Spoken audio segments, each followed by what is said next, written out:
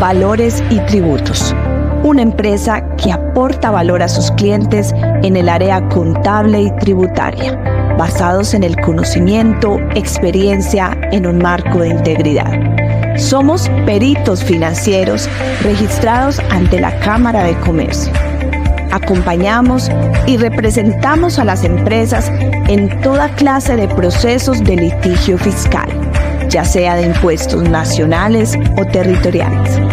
Conoce nuestro servicio de devoluciones de saldos a favor, planeación, revisión y estrategia para garantizarte un rápido recurso de flujos de caja, gestionados con un equipo especializado con dedicación exclusiva a tu proyecto. 100% de nuestros casos han sido satisfactorios y nuestro sello de garantía: solo generamos cobro cuando tú recibas la devolución. Tenemos muchas más soluciones para ti. Si quieres saber más, visita nuestra página web o contáctanos a través de redes sociales.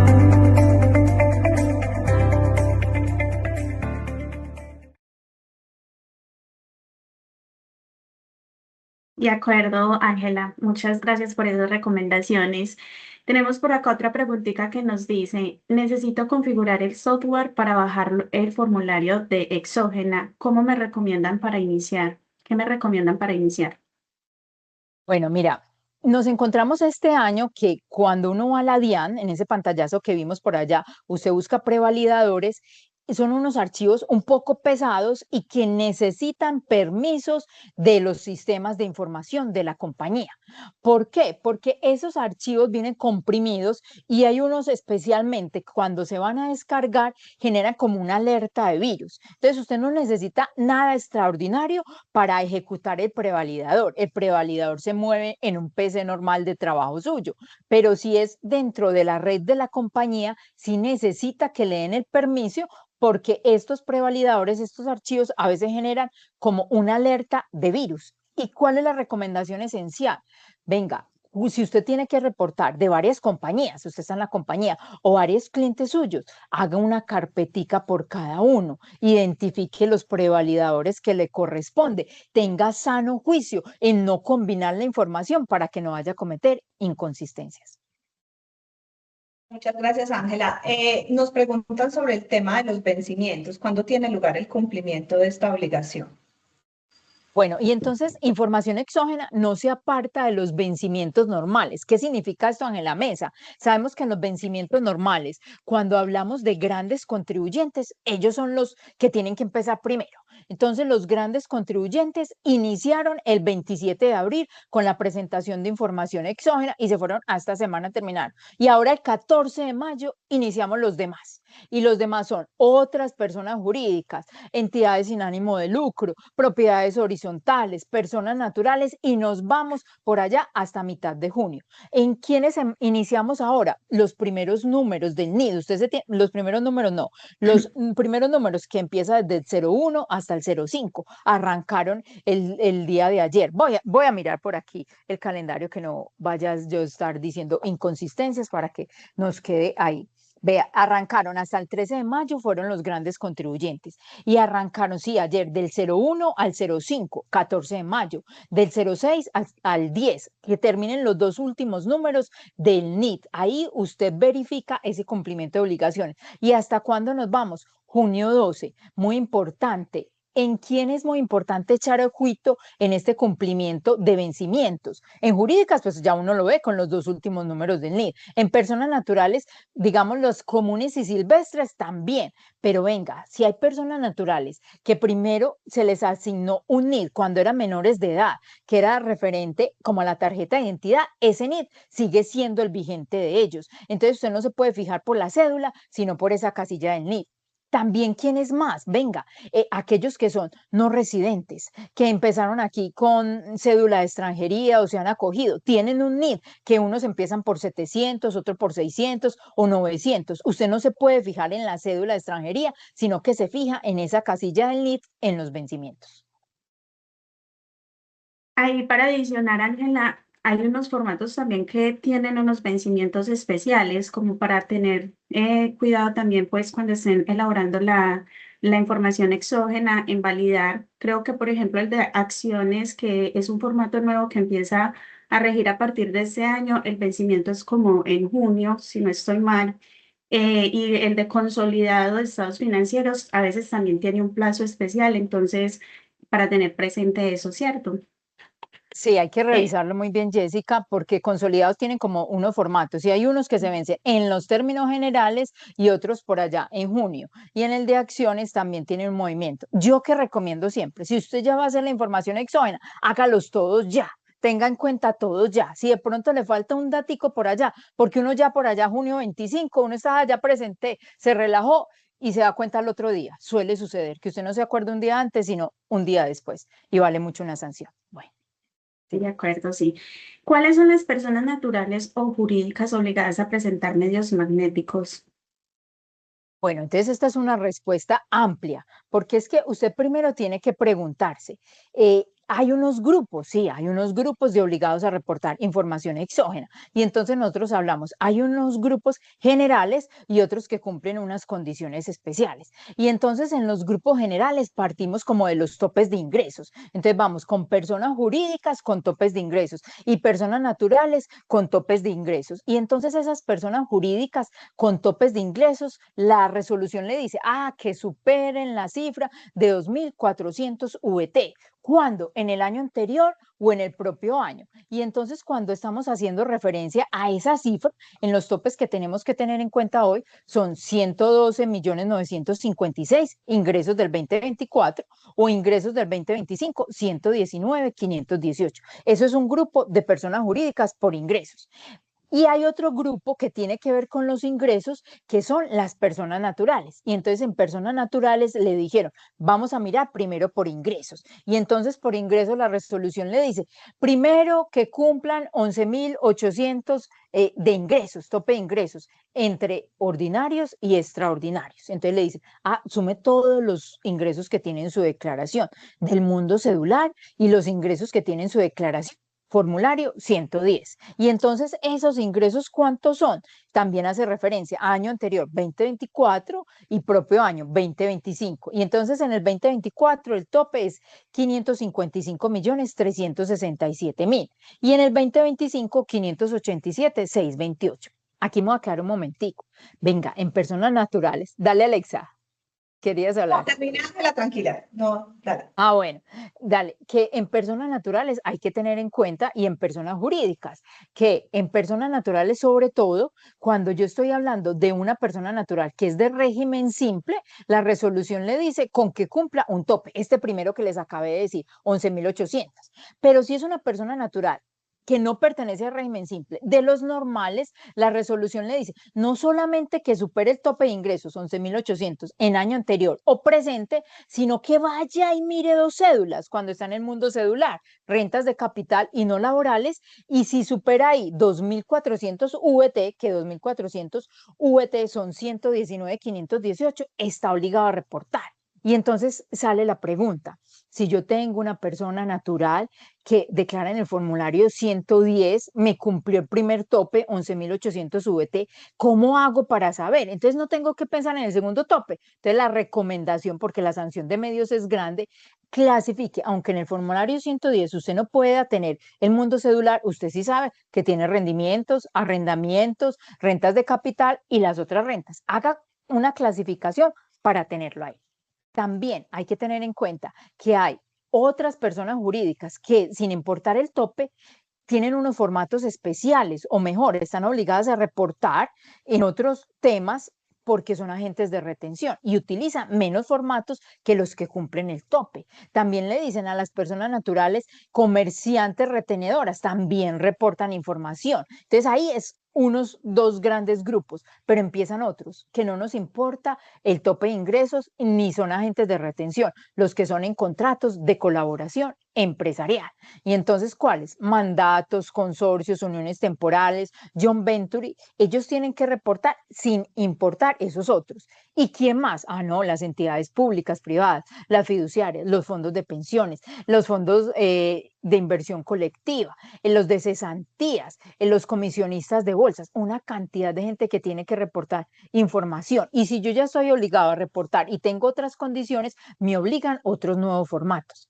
No sé, Alexa, qué más le decimos a la gente como que Sí, se fije. no, yo creo que esa pregunta, Ángela, es una pregunta un poco extensa, pero yo sí quiero Mm, compartirles a todos los que están en esta charla la firma Gil Gómez, a la cual pertenece Ángela María, que han dado muchísimos años capacitaciones en temas de medios magnéticos. Ellos en la página tienen un formato muy especial. Nosotros les vamos a compartir el link a todos los que se excelente. inscribieron a este evento y quiero mostrarles así muy rápidamente porque sé que van a amar como yo esta herramienta. Aquí tienen, van a encontrar en gilgomez.com.co un link que dice códigos de información exógena. Ahí van a descargar una herramienta muy valiosa que es donde se les muestra los medios magnéticos, los códigos y en qué cuentas contables los podemos encontrar, ¿cierto? Los clientes lo piden, a Ángela la cosa desde marzo se Ah, lo está enero. pidiendo. Yo le escribo, o sea, es maravilloso. Y hay otro formato que van a descargar, que es este de plantilla de informantes de Exógena, donde ustedes, las personas que van a hacer por primera vez, hacen un cuestionario y aquí les va a salir los formatos que tienen que presentar y a partir de qué tope lo tienen que reportar. Entonces, para la persona que hizo la pregunta y para los otros que también dicen, ay, yo me quiero asegurar que es lo que tengo que reportar, les vamos a enviar ese link para que puedan descargar estas herramientas que son de tanta utilidad para nosotros. Voy a hacer entonces, Ok. Ángela, aquí tenemos otra pregunta y es, ¿qué formatos deben coincidir con la renta? Muchas personas dicen, bueno, cuando hago medios, ¿tienen que cruzar al centavo o no tienen que cruzar al centavo con la declaración de renta o solo algunos formatos? Mira, es que lo más importante en información exógena es usted dejar su papel de trabajo, ¿cierto?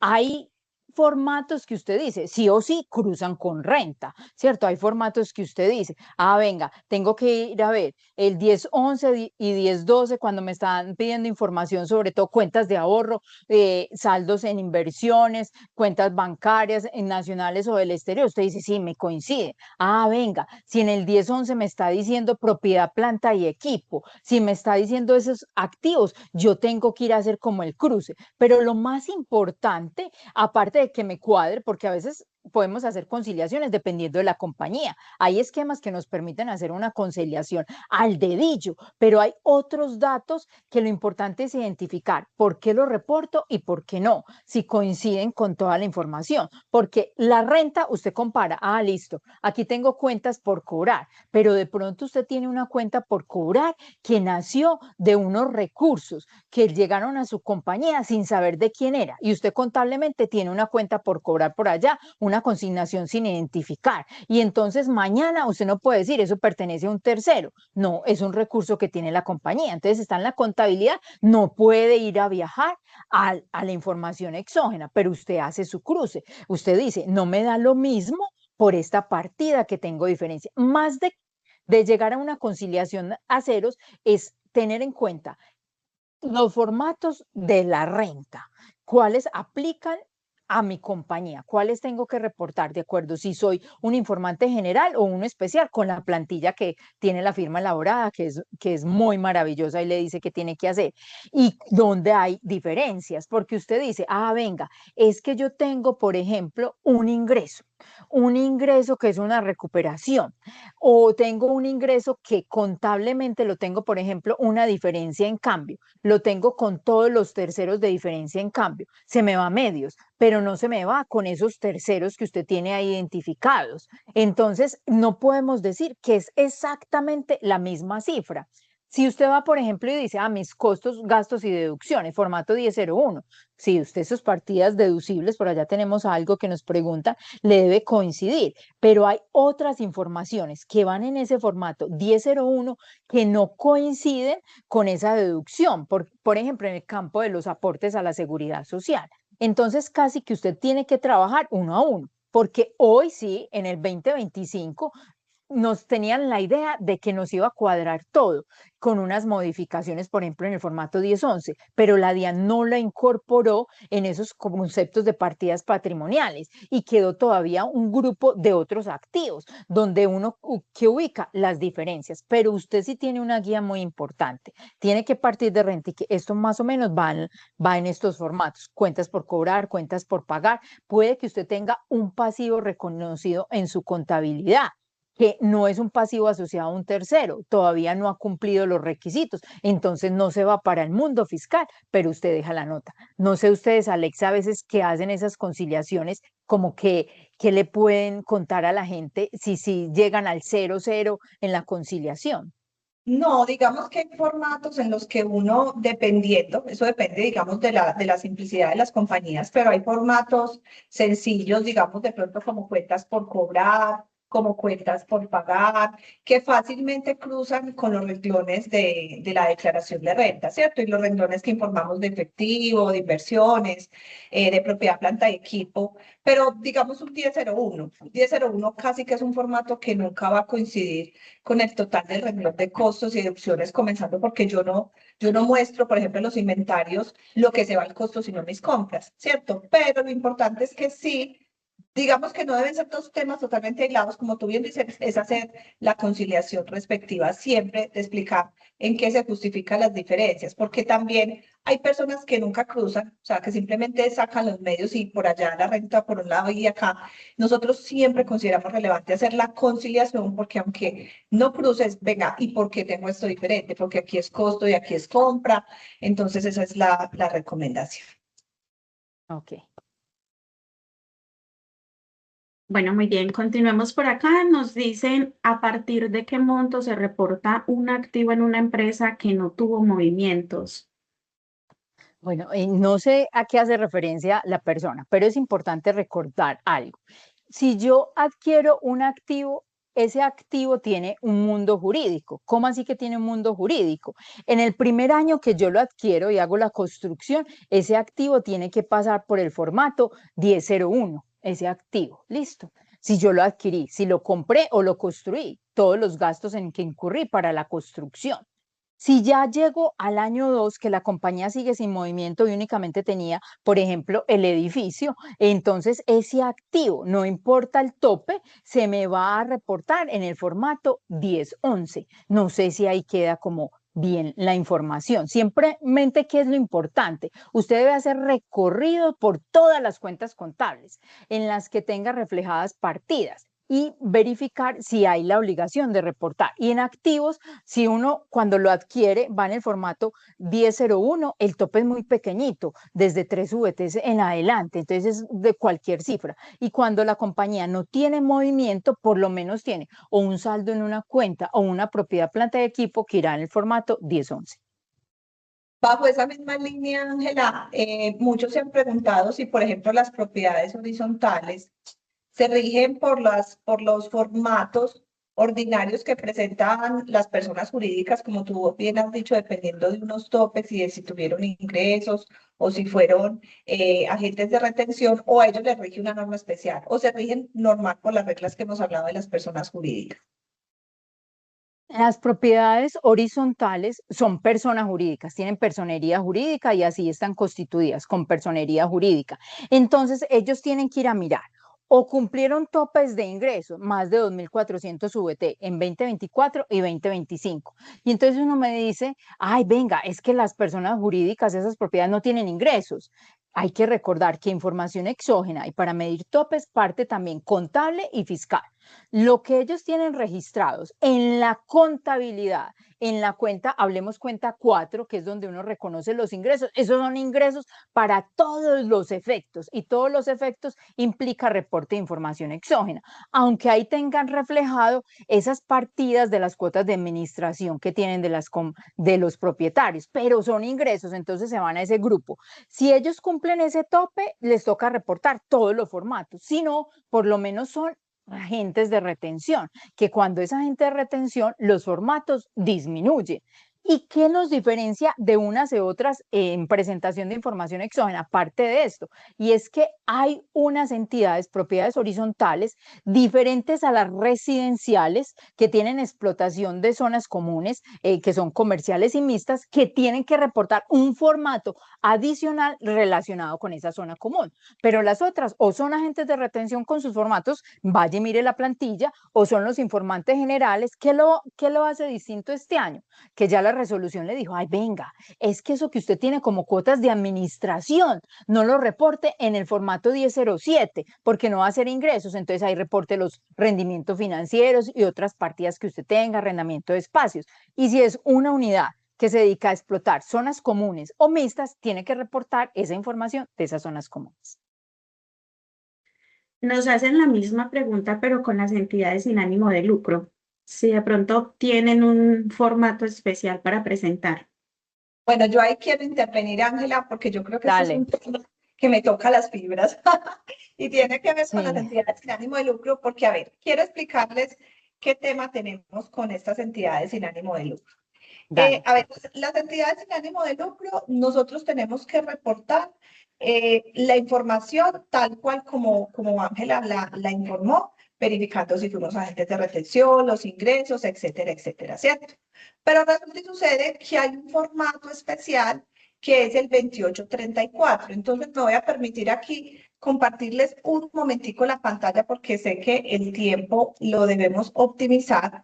Y cuando nosotros buscamos aquí el formato 2834, espérenme, yo me voy aquí al de la DIAN. Cuando buscamos el 2834, ¿qué encontramos? Encontramos este artículo que es el 1.3.12.8 de la resolución única y nos dice que las entidades que son no contribuyentes, declarantes, de conformidad con el artículo 23 del Estatuto Tributario, dice, deberán suministrar la información de la ejecución de excedentes cuando se efectúe en un plazo mayor a un año, conforme con los parámetros establecidos en el 2834. Entonces, ¿qué quiero explicar esto? Y no me quiero detener mucho, pero sí quiero porque hay como 3 preguntas sobre ese tema. Miren, este formato está diciendo que los que lo tienen que presentar son las entidades no contribuyentes declarantes. ¿Quiénes son los no contribuyentes declarantes? Los que Ángela ahorita les indicó, ¿cierto? En el que están las asociaciones gremiales, las confesiones religiosas, los sindicatos, entre otros. Ellos presentan lo que nosotros conocemos declaración de ingresos y patrimonio. O sea, ellos no liquidan ni siquiera una renta, ¿sí? Una utilidad, un beneficio neto. Entonces aquí les están diciendo que son ellos quienes deben reportar el año grabable en que se determine el beneficio neto, el tipo de entidad informante, el valor del beneficio, el valor que va a ejecutar en más de un año, en la actividad que desarrolla el objeto social, valor del beneficio neto o excedente asignado para desarrollar el objeto social. Entonces uno dice, ¿por qué están haciendo este tipo de solicitud cuando los que ejecutan el beneficio neto o excedente son las entidades del 19, ¿cierto? Del artículo 19 del Estatuto Tributario y los que están en el 357, que el 357 es el que dice la depuración del beneficio neto. Ellas son las que tienen que reinvertir excedentes, las que tienen que hacer asignaciones permanentes, porque ellas son las que tienen beneficio neto. Las otras entidades no tienen un concepto como tal que se llame beneficio neto. No existe porque ellos solo reportan patrimonio. Ellos tienen un excedente contable, pero no se denomina beneficio neto porque el beneficio neto está definido en el 357 y es solo para las entidades del régimen tributario especial. No es para los no contribuyentes declarantes. Hay un concepto que nosotros se los vamos a mandar donde a la DIAN le preguntaron como diciendo, venga, es que sabemos que eso está como malito, pero la DIAN se sigue poniendo en su postura y dice, no, eso es solo para los no contribuyentes declarantes. Le preguntan que si lo debe reportar una entidad del régimen tributario especial y dice, no, es que es solo para lo de los artículos 23, pero no encontramos aplicación en la práctica. Es decir, ese tema nosotros vemos que es un yerro, o sea, está en la resolución, pero no hay forma de aplicarlo y nuestra conclusión es que ahí no reportan nadie, no reportan los del artículo 23 porque no tienen beneficio neto y no reportan los del régimen tributario especial porque la resolución está claramente limitada únicamente a los del artículo 23. Entonces, con esa respondemos, Jessy, la otra preguntita también que nos hacían del artículo 23 y nos ayudas con la siguiente. Gracias. Okay. Los responsables de IVA están obligados a reportar información exógena. Los responsables del IVA se quitan como esa camisa de responsabilidad del IVA. Ellos se tienen que clasificar, o son personas jurídicas o son personas naturales, y en esa clasificación van a mirar los topes o si son agentes de retención. Genera la confusión es porque por allá en el artículo 1 de los obligados a reportar, en el numeral sexto, habla de los que tienen que practicar retenciones por renta, se quedan retenciones, coma, IVA, timbre, y entonces uno dice a todos los de IVA o los que les tienen que hacer retención de IVA, pero no, únicamente las personas naturales o jurídicas se miran por los topes o porque son agentes de retención o porque cumplen una condición especial, porque nada tendría que reportar, digamos, una persona natural responsable del IVA que sus ingresos son apenas 180 millones de pesos, pongámosle en el 2025, o que en ese periodo ya está viendo que hay que pasarse para no responsable. No hay información que reportar ahí si su única operación fue esa. Bueno, por aquí nos hicieron una pregunta de los formatos que presentan las personas del régimen simple persona natural. Bueno, y entonces las personas naturales de régimen simple se tienen que medir por el tope de ingresos. Si superaron el tope de 11.800 VTs dentro del periodo, sea 2024 o 2025, están obligados a reportar información exógena. Y entonces, como superaron esos topes, una persona natural, ¿qué formatos tienen que reportar? El 1001, 1003, 1004, 1005, 1006, 1007, 1008, 1009, 1011, 1012, 2275 y si tiene empleados 2276. En términos generales, esos son todos los formatos. Queda uno que no les aplica porque es persona natural, socios o accionistas, y ya hay que mirar si realiza otra condición dentro de eso, pero le toca. ¿Y qué reporta uno? La información que tenga. Entonces, ¿qué es importante? Aunque sea una persona natural de régimen simple, uno dice, ¿qué le queda en el 1001? Si es que ellos no tienen costos, deducciones y uno no lleva el control, por lo menos un gravamen a los movimientos financieros, o usted por lo menos identificar si tiene otras partidas para reportar, pero mínimo el gravamen a los movimientos financieros, que es importante en el régimen simple, iría ya en el formato 1001. Nos preguntan también sobre las bases mínimas a reportar. ¿Cuáles serían?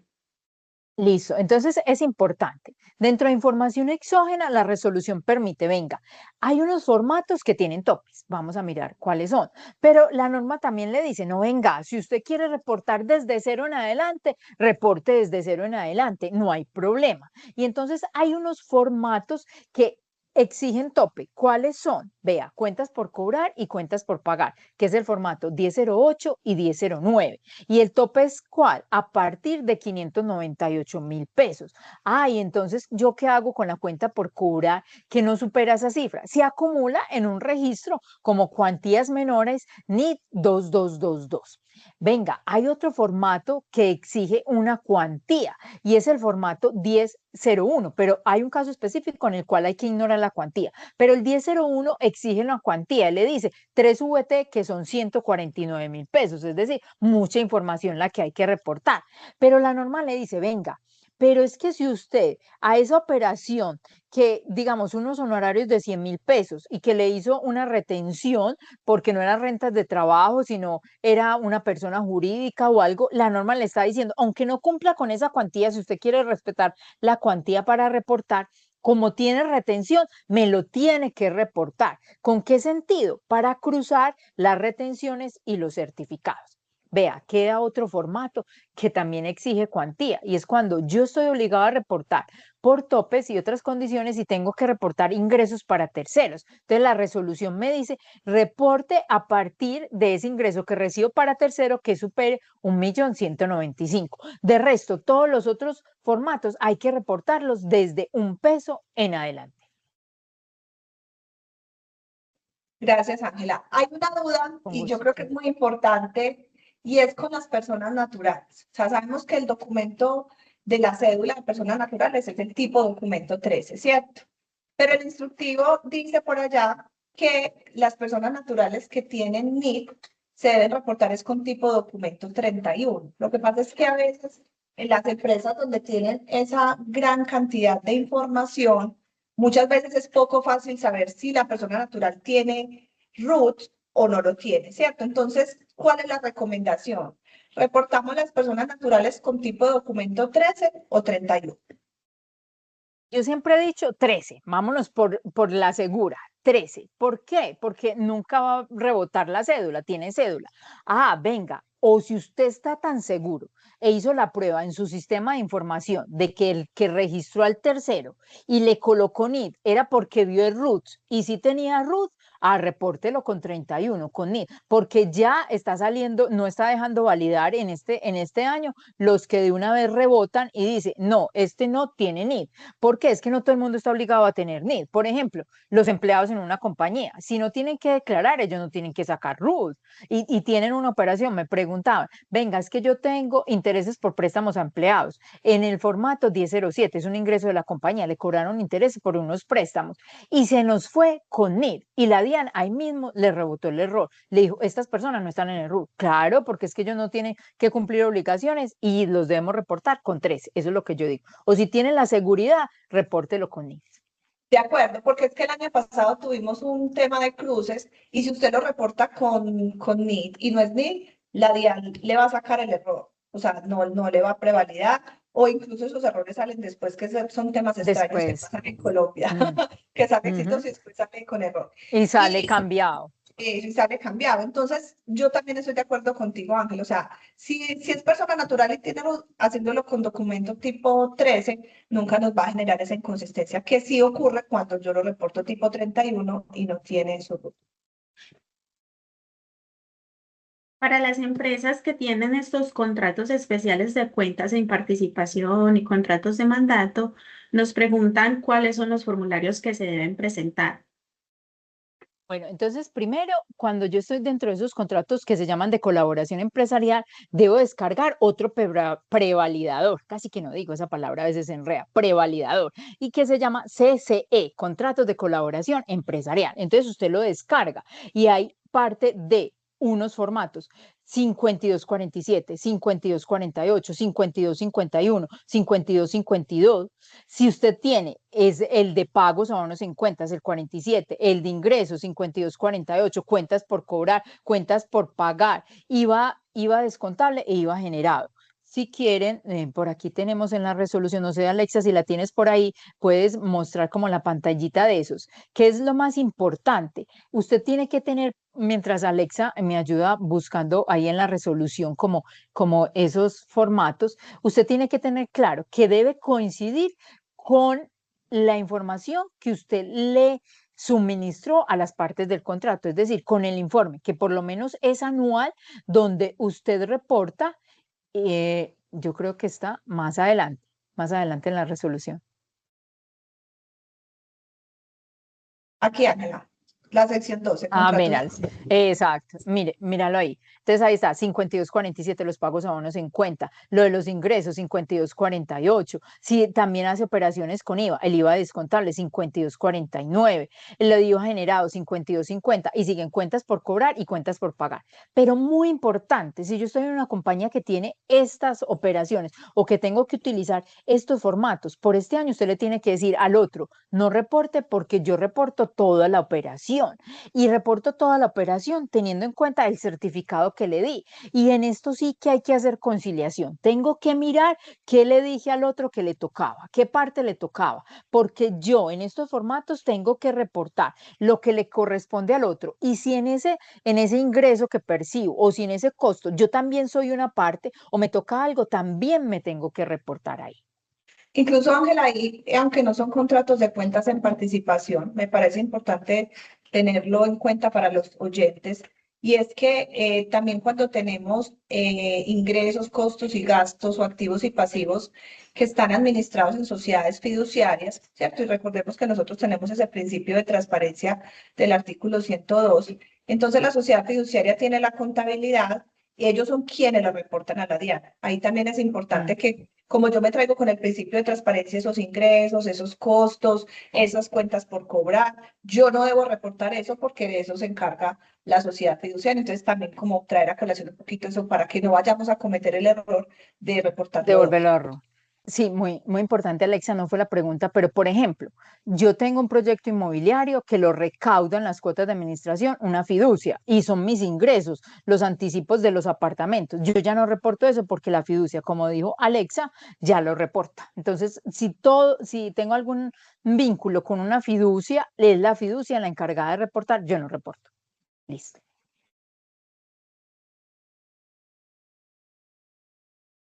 Bueno, aquí hay otro tema también que es de los novedosos y es el tema de, nos preguntan que cómo se reporta un activo que ingresó como aporte de socio, ¿cierto? Entonces, aquí vamos a responder varias preguntitas que nos hicieron sobre ese tema. También nos preguntaron de el formato 2820 en el movimiento accionario, si se reportaban las escisiones y si se reportaban los aportes en especie, ¿cierto? Entonces, ¿qué es importante tener en cuenta? Cuando nosotros vamos a la resolución, voy a volverles a proyectar para responder brevemente. La resolución dice información a reportar por las personas jurídicas sobre la enajenación de acciones, cuotas o partes de interés social o aportes, resáltelo aquí, o aportes que no cotizan en la bolsa de valores, ¿cierto? Este formato 2820, como Ángela me lo decía, cuando usted lo descargue, va a ser un formato como este que nosotros estamos viendo, ¿cierto? El formato es un formato que está en un prevalidador solito, que se llama de enajenación de partes sociales, no bolsa. Entonces ahí le preguntan que el número de acciones, que el valor nominal, o sea, le preguntan la fecha en que se adquirió la acción por parte del accionista. Entonces, para poner un ejemplo, yo soy Valores y Tributos y la accionista es Ángela María. Ángela María le vendió las acciones a Jessica. Entonces, Ángela María debía reportarle la información a Valores y Tributos para saber en cuánto le vendió las acciones a Jessica, cuánto se las vendió, ¿cierto? Entonces, Valores y Tributos viene y reporta esa información, las acciones, en cuánto se las vendió, le dice también, por ejemplo, aquí en los datos de enajenación, dice, vamos acá, enajenación, quién es el enajenante, de dónde es, si él me suministró la información. Y mire que por acá hay un pedacito, yo creo que está aquí en el principal, donde nos dice número consecutivo, número de acciones. No, yo creo que está entonces por acá. En enajenación dice forma de enajenación. No, espérame si lo encuentro por acá. Este está al principio. Este. Dice primer nombre, razón social. Espérame que por acá hay uno donde está lo del aporte, país de residencia, otros nombres, forma como el ajenante, costo fiscal. Bueno, ya lo voy a buscar y se los voy a mostrar, pero hay una parte en donde uno dice si fue enajenación a título gratuito, si fue una enajenación pues que fue con precio y si fue un aporte, ¿cierto? Entonces, ¿qué reportamos en este formato? Cuando de la sociedad que yo estoy presentando medios magnéticos, uno de sus accionistas vendió sus acciones. Ay, ¿yo cómo sé? Porque es que en los libros de los accionistas se van mostrando las ventas de acciones. Entonces ahí yo es donde le tengo que solicitar la información, ¿cierto? ¿Qué más reporto ahí? Cuando el capital de la sociedad se incrementa porque se hizo un aporte, ¿cierto? Entonces, como la resolución aquí me está indicando que yo debo reportar no solamente las enajenaciones a título oneroso y gratuito, sino también los aportes, ¿cierto? Los aportes, entonces esos aportes también los tengo que reportar y ahí indico que es en calidad de aporte. ¿Qué no debemos informar? No debemos informar cambios en la participación accionaria provenientes de las fusiones o de las escisiones, porque cuando uno se va al estatuto tributario, pues la norma dice que en las fusiones o escisiones reorganizativas que no constituyen enajenación, dice que no van a ser, que no representan enajenación, no constituyen enajenación para efectos fiscales. Entonces, ahí damos respuesta como a 3 preguntitas que nos hicieron de cómo se debe reportar ese formato 2820. Sabemos que aplica es para venta a título gratuito, enajenación, la palabra correcta es enajenación, para aportes y no aplica para fusiones o escisiones que son reorganizativas y que no eran enajenaciones para efectos fiscales. Ok. Por acá tenemos otro tema que tiene que ver con el reporte de las cesantías del formato 1011.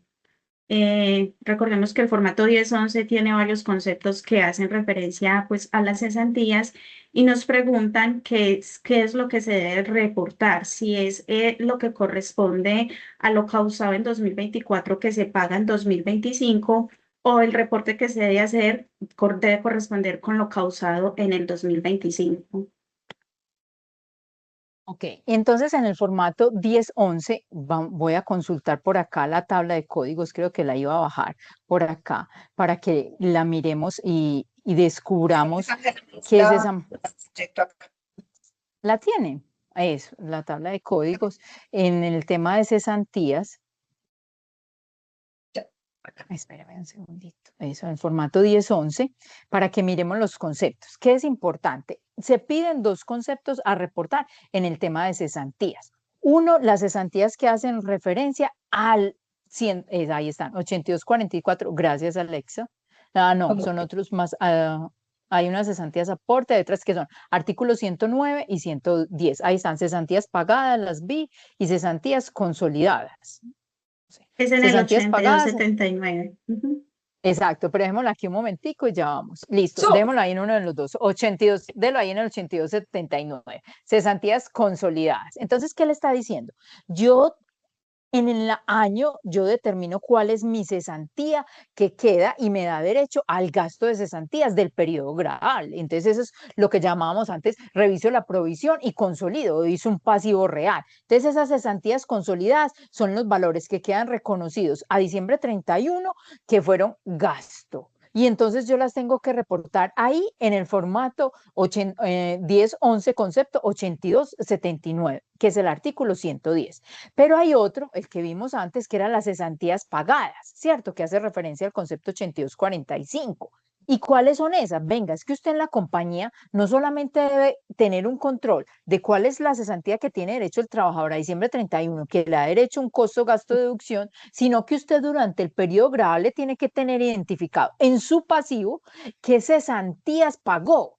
¿Por qué? Porque es que esas cesantías pagadas hacen referencia a gastos de cesantías de años anteriores. Fue las cesantías que él me pidió como anticipo a las cesantías. O las cesantías que él dijo, vea, yo me voy de la compañía y se la pagué aquí dentro del ejercicio. Entonces yo la tengo que reportar en esos dos conceptos dentro de la información del formato 1011. súper claro, Ángela. Bueno, y hay otro tema que cambió para el año grabable 2025 y es el reporte del IVA en el prorrateo, ¿cierto? Ese IVA en el prorrateo había una columna que indicaba que había que llevarse en el formato del IVA descontable, ¿cierto? Del prorrateo. Entonces nos están preguntando, dado que en la nueva resolución se indica que no se debe reportar, ¿cómo cambia entonces ahorita, Ángela, frente al 1001 y frente al formato del IVA descontable, ese reporte del IVA que no es descontable producto del prorrateo? Bueno, entonces miremos, hasta el año grabable anterior, cuando llegaba el prorrateo del 490, llegaba esa columna, ¿cierto? En la que nosotros teníamos que decir, de esto hay una parte de este valor que me facturó el tercero. Cuando están operaciones comunes, yo le aplico una fórmula, una proporción y una parte se me va como mayor valor del costo-gasto y lo llevaba en el formato 1005, que era la versión anterior, que la versión anterior hablaba de un formato versión 8. La resolución nos dijo, no, se tiene que ir para la versión 9. Pero ¿qué pasó con el prevalidador de la DIAN? El prevalidador de la DIAN sigue teniendo el formato 1005 en versión 8. ¿Qué significa eso? Que lo proyectamos al inicio y es una posición compartida, aunque el formato traiga esa columna, no lo reporte ahí. Usted reporte todos sus descontables, es decir, todo el valor que el tercero facturó, lo reporta en la primera columna, IVA descontable. Y la proporción, lo que usted lleva como mayor valor del costo-gasto, se va para su formato 1001. Eso estamos hablando pues de los que lo llevan, son responsables del IVA y se pueden tomar una proporción y lo lleva en un NIS genérico. ¿Qué NIS genérico nosotros lo llevamos? Al NIS de la DIAN, como otros impuestos que son de deducción, porque hay que recordar que este formato lo utilizan quienes tienen derecho a impuestos descontables y que hacen una proporción de acuerdo al 490, porque a quienes realizan operaciones y les facturan un IVA, pero no tienen derecho a impuestos descontables, los que están, por ejemplo, en bienes excluidos, tienen, digamos, arrendamientos de viviendas, y entonces esa comisión que le cobra la agencia no se la pueden tomar como descontable. Entonces, esa ya da de una vez al formato 1001 como mayor IVA descontable, mayor valor del costo o gasto. Esa es la diferencia.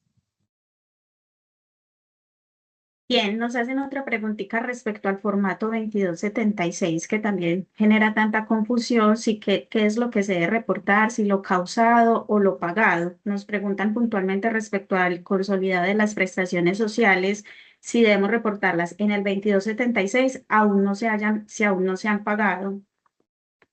Por ahí también hay otra pregunta del 2276, de pronto la solucionamos de una vez como para que vamos solucionando ahí el tema.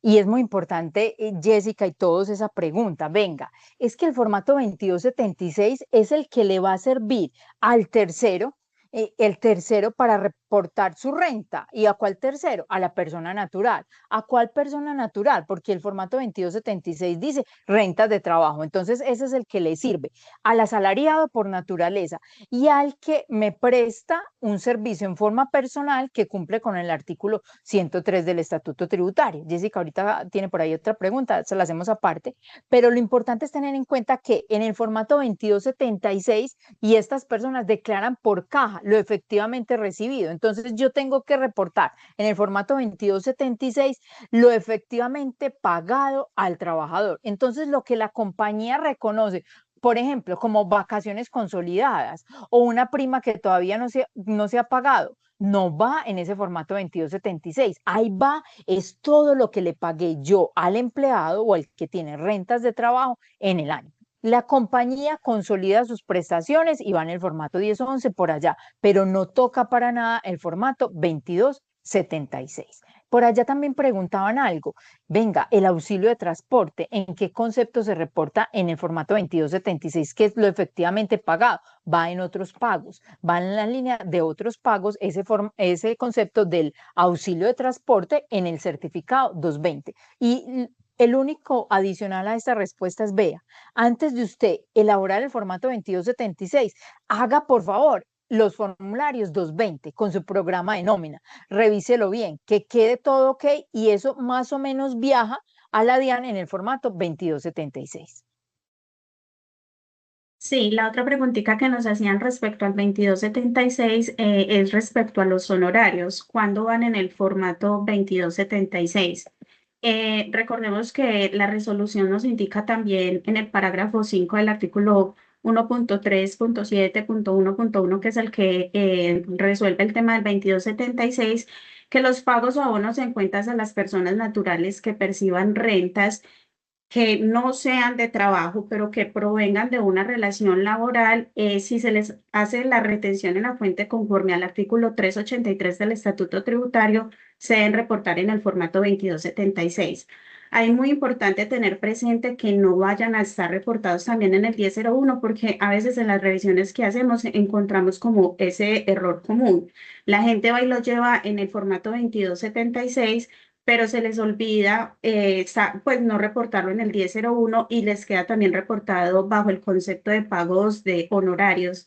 Entonces, ahí es tener presente, si yo le practiqué retención por el artículo 383 del Estatuto Tributario, así lo que él haya hecho es prestarme un servicio y no clasifique como empleado, lo reporto por el 2276 y tengo cuidado de no reportarlo también en el 1001 para que no quede doble el reporte.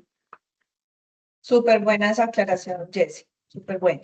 Bueno, hay unas preguntas que nos han hecho respecto de los activos digitales, que es el formato 2856, que cómo si hay que reportarlo para este año gravable. Recordemos que este reporte del formato 2856 solamente tiene lugar para el año gravable 2026.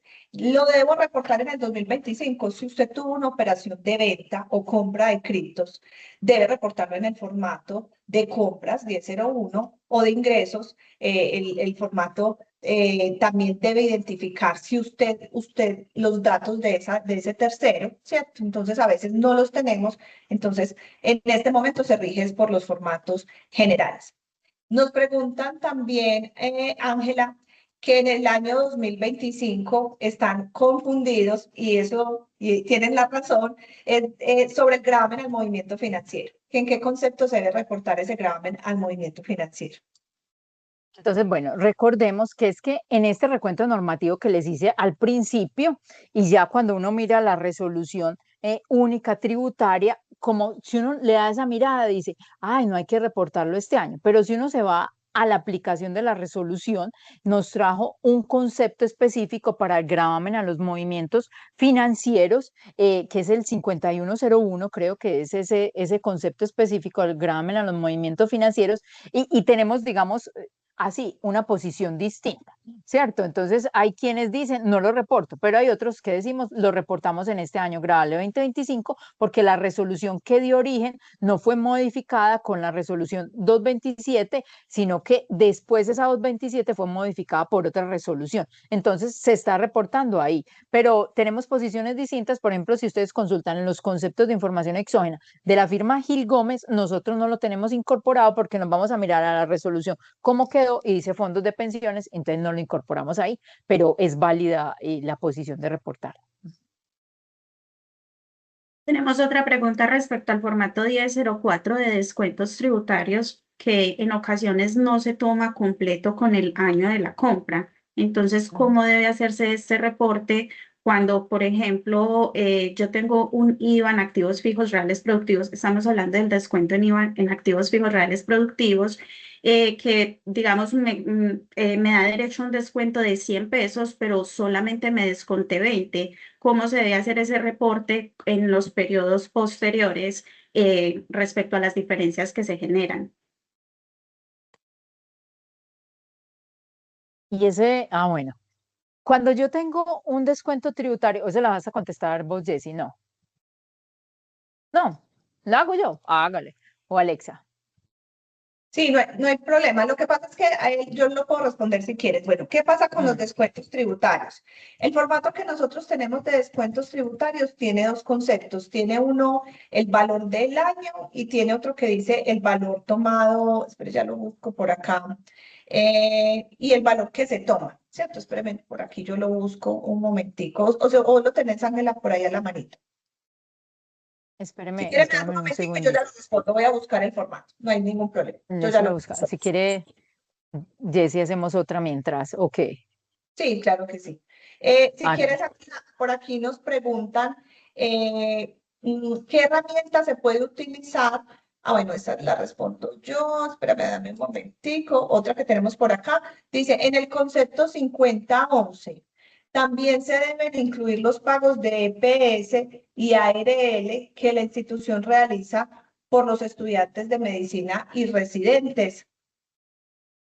Bueno, entonces es muy importante recordar que si de pronto dentro de las compañías decidieron pagar la seguridad social de unos prestadores de servicios, esa seguridad social en una planilla especial que es una Y, aunque la compañía la pague y después se la descuente a ese trabajador, esa seguridad social es de esa persona natural. ¿Cuál seguridad social se debe reportar en esos conceptos 5011, donde nos dicen, y 5012, que hace referencia a todo el tema con los empleados, y es de los que constituyen para mí costo, gasto, deducción? Entonces, por ejemplo, la compañía tiene que asumir un pago de seguridad social por el que antes era el contrato de aprendizaje. Sí, eso es un gasto deducible para la compañía. Entonces, yo lo tengo que reportar en esos dos formatos, 5011 y y 5012 la parte correspondiente a seguridad social, pensiones y para fiscales, y reporto en la columna deducible la parte que corresponde al gasto de la compañía y en la columna de no deducible la parte que le descuento al trabajador. En ese caso, por ejemplo, de los aprendices, creo que hay una relación que no se les descuenta, sino que la compañía asume todo, entonces lo tendría que hacer en la columna de deducible y en esta otra no. Perfecto. Les voy a proyectar aquí un momentico para lo del tema del descuento tributario, chicas. Está en el artículo Ok. 135.11.1. Miren que la norma es contradictoria, o sea, yo los entiendo porque aquí en estos temas siempre hay unos temas que no quedan del todo claros, porque miren que la norma dice que deben suministrar la información de terceros y los valores que dieron lugar a la solicitud de descuentos tributarios en la declaración de renta. Mire que la norma me está diciendo, usted debe traer la información del descuento tributario que usted, que está, o sea, lo que usted está usando como descuento tributario en la declaración de renta, ¿cierto? Entonces, aquí tiene el valor que usted tiene, el descuento tributario total del año y el valor del descuento efectivamente solicitado en el año gravable. Entonces uno dice, por qué me colocan dos columnas? Y claro, porque yo puedo tener un IVA de activos fijos reales productivos que tengo 1.000, pero me voy a tomar 800 ese año, ¿cierto? Pero el otro año me quedan 200. Y puede ser que, o sea, nosotros cómo lo estamos haciendo, nosotros el valor que nos tomamos en el año, que es la columna 2, es el valor que efectivamente nos cruzan con el renglón de descuentos tributarios, ¿cierto? Y el primer renglón, que es el valor del descuento tributario total del año, es el valor del descuento tributario que generé en ese año, ¿sí? Pero creemos que hay una inconsistencia porque la norma en el primer inciso lo que hizo fue referirse al descuento tributario que estoy usando en esa declaración. Entonces también muchos nos dicen, Alexandra, yo voy a colocar las dos columnitas igual y que me coincida con la declaración. No hay ningún inconveniente porque desde el primer inciso lleva a concluir esto al lector de la resolución. Bueno, Alexa, por acá tenemos otra preguntita que dice respecto al saldo de los anticipos y retenciones de impuestos, ¿cómo se deben reportar? Pues que normalmente se registran en la cuenta 1355, ¿cómo se hace este reporte? Este también es un tema pues que frecuentemente nos genera duda porque no sabemos si va en el formato 1008 en donde reportamos normalmente las cuentas por cobrar. Este formato dice se reporta cada uno de los deudores por concepto de créditos activos. Cuando vamos y miramos la definición de créditos activos, digamos que no la encontramos propiamente en el estatuto tributario, pero pensando en que el reporte de información exógena, la intención es hacer cruce de terceros, nuestra recomendación es como procurar reportar dentro del 1008 todo lo que tengan los terceros, pues que sean plenamente identificados. Y cuando no, pues simplemente no se reportan. Complementario al 1008, hay un formato, hay un concepto en el 1011 nuevo, pues creo que salió el año pasado, es reciente, en donde dice reportar como los otros activos. Entonces, lo que nosotros hemos recomendado es, si los saldos a favor por impuestos en la renta lo han llevado como dentro del rubro de cuentas por cobrar, entonces reportémoslo en el formato 1008 para que nos tengamos como este cruce de información. Y el tercero, pues sería obviamente el NIT de la DIAN o del el municipio pues al que corresponda el impuesto. Pero sí, dentro de la declaración de renta, estos saldos fueron llevados en el concepto de otros activos, entonces no lo reportaríamos en el 1008, sino que lo reportaríamos en el formato 1011, en el concepto que trae para reportar este tipo de otros activos, que sabemos que este no es un reporte por terceros, pero así hacemos que también haya cruce de saldos. Mil gracias, Desi. Tengo aquí una última pregunta de mi parte, Ángela, de las que nos han hecho las personas que se inscribieron a este evento, y es, ¿qué pasa si no se reporta o se reporta tarde en los medios magnéticos? Ay, Dios mío, yo tengo que responder eso. Bueno, les agradecemos a todos los que nos están escuchando. Nos hemos pasado un momentico porque queríamos disfrutar y sacarle jugo a estas preguntas que nos enriquecen mucho a todos. Venga, digamos que esa pregunta es importante en este ámbito. Si yo voy a una compañía hoy y descubro que no ha reportado información exógena del año grabable 2023, me tengo que preocupar. Si no ha reportado información exógena del 2024, me tengo que preocupar. Y entonces la respuesta es sí, porque ¿qué pasa si yo no reporto información?